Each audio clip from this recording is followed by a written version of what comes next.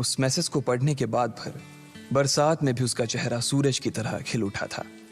Lucky ने इस message को पढ़कर खत्म किया ही था कि उसके फोन पर बारिश की बूंदें जमा होने लगी थीं। लकी ने थोड़ी देर की खुशी मनाने के बाद याद किया कि वो सच में गरीब नहीं था। असल में उसके परिवार ने उसे एक परीक्षा में डाल रखा था जिसका नाम था गरीबी अभ्यास परीक्षा। इस परीक्षा के तहत लकी को अग्रवाल खानदान में उसके नाम की जमीन और जायदाद पर तभी हक मिलने वाला था जब वो इस परीक्षा को पास कर लेता। अचानक से उसे याद आया कि वो गरीब नहीं था बल्कि गरीब होने की परीक्षा दे रहा था।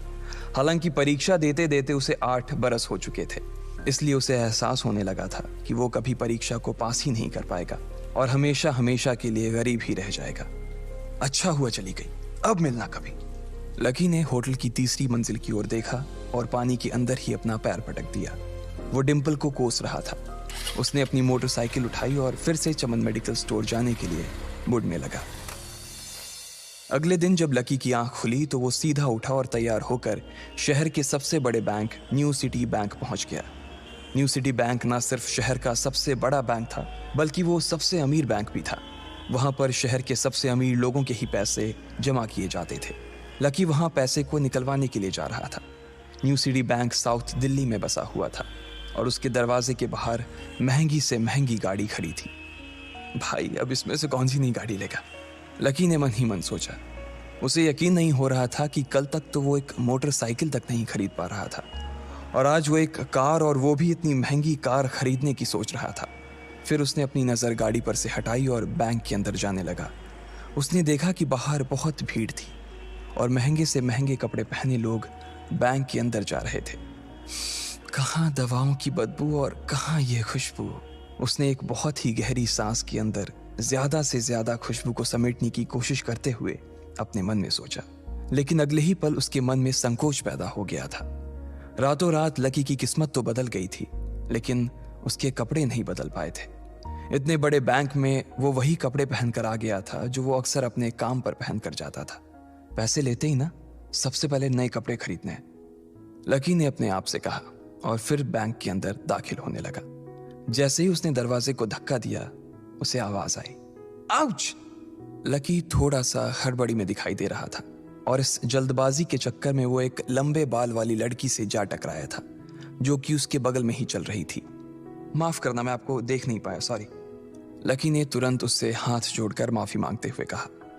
उस लड़की ने इतने अच्छे कपड़े पहन रखे थे कि उसे देखकर ही लग रहा था कि वो किसी अमीर घराने की लड़की थी, इसलिए सॉरी बोलते वक्त ना चाहते हुए भी लकी के हाथ उसके सामने जुड़ गए थे। लेकिन जब उस लड़की ने लकी के कपड़े और उसके हुलिये को देखा तो उसने अपनी नाक भौं सिकोड़ ली।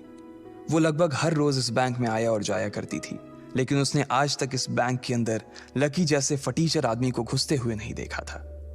उसके बालों में से आंवले के तेल की गंध आ रही थी। उसने गुस्से भरी नजरों से लकी की ओर देखा और बोली, क्यों नहीं देख पाए? मैं क्या ट्रांसपेरेंट हूं? तुम्हें इतनी बड़ी लड़की दिखाई नहीं देती? इससे पहले कि बात आगे बढ़ती, उस लड़की ने देखा कि इस बैंक की मैनेजर यास्मीन पटेल उन दोनों की ओर बढ़ी चली आ रही है। उसने भी लकी को देखकर वैसी ही शक्ल बनाई थी जैसी शक्ल उस लंबी लड़की ने बनाई थी। I am so sorry miss, आपको कहीं लगी तो नहीं? यास्मीन ने उस लड़की से पूछा और फिर घिन्न भरी नजरों से लकी की ओर देखने लगी। लकी तमतमाती आंखों से उन दोनों को देखा जा रहा था। वो जानता था कि उसने इतनी जोर से भी दरवाजा नहीं खोला कि उसे चोट लग जाए, लेकिन असल में उसे यह मालूम नहीं था कि वो लोग उसे नहीं बल्कि उसके कपड़े को देख रहे थे। यास्मीन ने लकी को ऊपर से नीचे तक देखा और ना जाने उसके मन में क्यों शक पैदा हो गया। क्या आप मुझे बता सकते हैं कि आप यहाँ पर किस काम से आए हैं? यास्मीन ने बड़ी मुश्किल से अपने चेहरे पर एक मुस्कान लाते हुए कहा। वो उसका हुलिया देखकर ही समझ गई थी कि वो यहाँ का कस्टमर तो नहीं था। लकी ने अपने आप को संभाला और कहा, हाँ, वो मैं अपना पैसा निकलवाने के लिए आया था। पैसे निकलवाने के लिए आए हो? यास्मीन ने लकी की बात को ही दोहराते हुए कहा। वैसे तो वो लकी की बात पर जोर से हंसना चाहती थी, लेकिन उसने अपने आप को थोड़ा सा काबू में कर लिया था। लकी की बात सुनकर उसे लग रहा था कि वो कोई पागल था जो यहाँ जबरदस्ती घुसा चला आ रहा था। हाँ, तो क्या आपके पास कार्ड है? यास्मीन ने उससे आगे पूछा। न्यू सिटी बैंक का कार्ड हासिल करना एक बहुत ही मुश्किल भरा काम था। अगर किसी को भी उस बैंक का कार्ड लेना था तो सबसे पहले उस आदमी को अपने खाते में कम से कम 5 लाख रुपए जमा करवा कर रखने पड़ते थे, तब जाकर उसे कहीं कार्ड मिलता था। लेकिन लकी तो पहली बार ही यहाँ आ रहा था, इसलिए उसके पास कार्ड होने की कोई संभावना ही नहीं थी। लकी जब यास्मीन के सवाल का जवाब नहीं दे पाया तो यास्मीन ने फिर उससे पूछा, मैं पूछ रही हूं कि आपके पास कार्ड है? वो समझ गई थी कि लकी पागल ही था जो कहीं से भागकर सीधा उनके बैंक में आ गया था। कार्ड नहीं मेरे पास। लकी ने उसके सवाल का जवाब दिया और वो फिर इधर उधर देखने लगा। जैसे ही उस लंबे बालों वाली लड़की ने लकी का जवाब सुना तो वो खिलखिलाकर हंस पड़ी। यास्मीन को तो सिर्फ लग रहा था कि वो पागल है, लेकिन वो लड़की तो अपने मन में मान चुकी थी कि यह लड़का कोई पागल ही है जो कहीं झोपड़ पट्टी से यहाँ आ गया है। इससे पहले कि आगे कोई कुछ कह पाता, उस लंबे बालों वाली लड़की के पिता वहां आ गए और बोले, चलो बेटी। उनके हाथों में कुछ कागजात थे। लकी ने देखा कि उन्होंने महंगा सा सूट पहन रखा था। उस लड़की ने यास्मीन के दोनों हाथों को पकड़ा और बोली, यास्मीन देखो, अगर इस तरह के सड़क छाप लोग तुम्हारे बैंक में ऐसे ही घुसते चले आए ना और बाकी कस्टमर्स को परेशान करने लगे तो तुम्हारे बैंक की इमेज और उसके शेयर्स दोनों को काफी नुकसान होगा। एक मैनेजर होने के नाते तुम्हें इन सब चीजों का ध्यान रखना चाहिए। मुझे उम्मीद है कि आगे मेरे साथ ऐसा कुछ नहीं होगा। उस लड़की ने कहा और अपने पिता के साथ बैंक के बाहर चली गई। अपना ध्यान रखना कोयल मैडम, मैनेजर ने उसकी गाड़ी तक छोड़ने के लिए आते हुए कहा। आज तो वो बाल बाल बच गई थी। कोयल और उसके पिता इस बैंक के सबसे पुराने और सबसे वफादार कस्टमर्स थे। अगर आज यास्मीन उन्हें नाराज कर देती और वो उसके बैंक से अपना खाता बंद करवा देते तो शायद यास्मीन की नौकरी तक जा सकती थी। और यह सब हो रहा था उस पागल लकी की वजह से। इसे जल्द से जल्द यहां से भगाना पड़ेगा, यास्मीन ने अपने आप से कहा और फिर बैंक के अंदर आने लगी। यास्मीन उसे अपने बैंक से बाहर निकालने के तरीके के बारे में सोच रही थी, मगर जैसे ही वो बैंक में दाखिल हुई उसने देखा कि लकी वहां था ही नहीं। अरे अब ये कहां चला गया, उसने अपने आप से पूछा। वो इधर उधर देखने लगी लेकिन लकी वहां भी नहीं था। यास्मीन को अच्छे से पता था कि वो उसके सामने तो बाहर नहीं निकला था, इसका मतलब था कि वो बैंक के अंदर ही था, लेकिन यास्मीन उसे ढूंढ नहीं पा रही थी। कुछ देर तक बैंक के सारे कोनों को देख लेने के बाद यास्मीन को लगा कि शायद लकी यहाँ बहुत ही असहज महसूस कर रहा होगा और जब वो कोयल को दरवाजे पर छोड़ने के लिए आई तब उसके पीछे पीछे वो भी निकल गया होगा।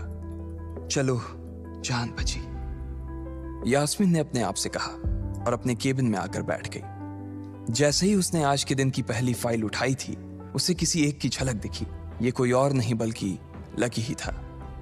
अरे ये कहां छिपा हुआ था, यास्मीन ने अपने आप से ही कहा और तुरंत फाइल को टेबल पर रखकर वो ऑफिस के बाहर आ गई। उसने देखा कि लकी बैंक के वीआईपी लॉन्ज के बाहर खड़ा था और उसके खंबे की आड़ की वजह से वो यास्मीन की नजर से बाहर हो गया था। अब यास्मीन को तो वो मिल गया था, लेकिन उसके लिए उससे भी बड़ी एक और मुसीबत खड़ी हो गई थी। लकी जिस कमरे के बाहर अभी खड़ा था उस कमरे के अंदर शहर के सभी रईस लोगों का उठना बैठना था। बैंक के सिलसिले में या फिर किसी दूसरे काम के सिलसिले में वो सभी लोग यहीं आकर बात किया करते थे। उस कमरे के अंदर जो लोग बैठे थे उन सबके करोड़ों रुपए इस बैंक के खाते में जमा थे। अब अगर ऐसे में लकी वहां घुस जाता तो सब लोग मिलकर यास्मीन की गर्दन पर चढ़ जाते।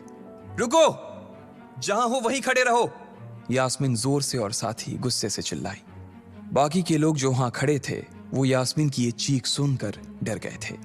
कुछ लोगों को उसकी इतनी जोर से आवाज करने की वजह से गुस्सा भी आ गया था और यास्मीन सबसे मुस्कुराते हुए माफी मांगकर आगे बढ़ती जा रही थी। वो लकी को किसी भी तरह से उस कमरे में जाने से रोकना चाहती थी, लेकिन उससे पहले ही वो उस कमरे के अंदर दाखिल हो चुका था।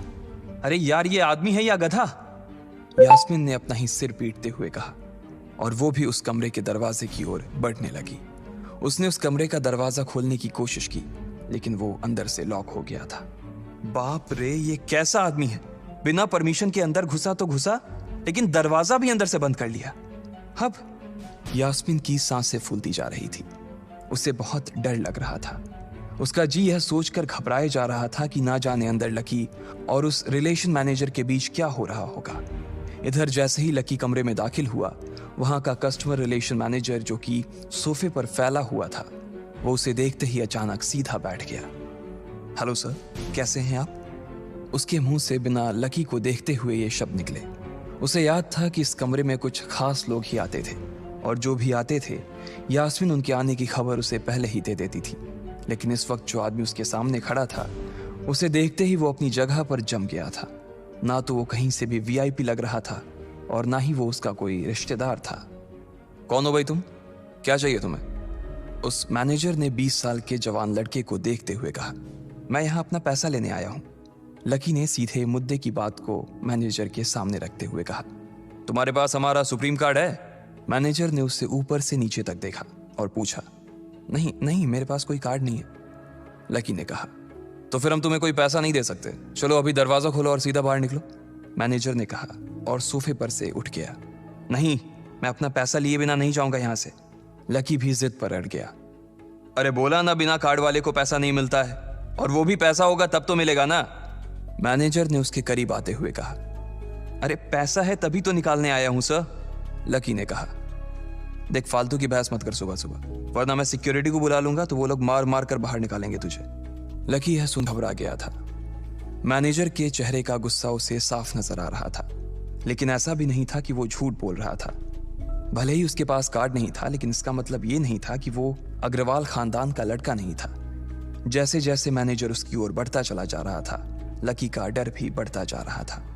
मैनेजर को लग रहा था कि वो कोई संकी था और वो उसे धक्का मारकर बाहर निकालने के लिए आगे बढ़ ही रहा था कि अचानक घबराए हुए लकी के दिमाग में एक आइडिया आया। फिंगरप्रिंट! उसने अपना अंगूठा कमरे में मौजूद उस मैनेजर के सामने उठाते हुए कहा। फिंगरप्रिंट? कौन सा फिंगरप्रिंट? मैनेजर ने चौंकते हुए पूछा। अरे अरे आपने कहा ना कि आपको कार्ड चाहिए, पर मेरे पास कार्ड नहीं है, फिंगरप्रिंट है, और मुझे मालूम है कि आपके यहाँ फिंगरप्रिंट से भी पैसे निकलते हैं। यह कहते ही लकी ने एक राहत की सांस ली थी, लेकिन मैनेजर को यह समझ नहीं आ रहा था कि आखिर लकी को फिंगरप्रिंट की जानकारी मिली कैसे। तुम फिंगरप्रिंट यूज करना चाहते हो? मैनेजर ने लकी को घूरते हुए पूछा। लकी की शक्ल और उसका हुलिया मैनेजर के लिए उसकी बातों से मेल नहीं खा रहा था। हाँ, मैं फिंगरप्रिंट यूज करना चाहता हूं सर, लकी ने सीना चौड़ा करते हुए कहा। उसे इस तरह देख तो मैनेजर और भी कंफ्यूज हो गया था। मैनेजर ने सोचा कि उसे एक चांस देना चाहिए, इसलिए उसने लकी को फिंगरप्रिंट इस्तेमाल करने की इजाजत दे दी थी। वो अपनी टेबल के पास गया और उसके दराज में फिंगरप्रिंट वाली मशीन ढूंढने लगा। 2-3 ड्रॉर में झांकने के बाद आखिरकार उसे वो मशीन मिल गई थी। चुपचाप यहां पर अपना अंगूठा लगाओ, मैनेजर ने मशीन को आगे बढ़ाते हुए लकी से कहा। लकी ने अपनी फटी हुई पैंट के पिछले हिस्से में अपना अंगूठा पोंछा और फिर उस मशीन पर लगा दिया। 2 सेकंड बाद मशीन में से एक आवाज आने लगी। उसके अंदर एक लाल बत्ती चल रही थी और वो जोर जोर से बीप कर रही थी। देखा, तुम्हारा फिंगरप्रिंट मैच नहीं कर रहा है। मैंने पहले ही बोला था कि कोई खाता नहीं है इस बैंक में तुम्हारा। मैनेजर ने लकी को ऐसे देखा जैसे वो कोई बड़ा अपराधी था। मैनेजर उसकी पैंट की ओर देखने लगा। उसे लग रहा था कि लकी ने अपनी जेब में कोई हथियार छुपा रखा था और वो मैनेजर को बेवकूफ बना रहा था। इससे पहले कि लकी अपनी जेब से कोई बंदूक या बम निकालता, मैनेजर ने अपना फोन निकाला और पुलिस का नंबर लगाने लगा।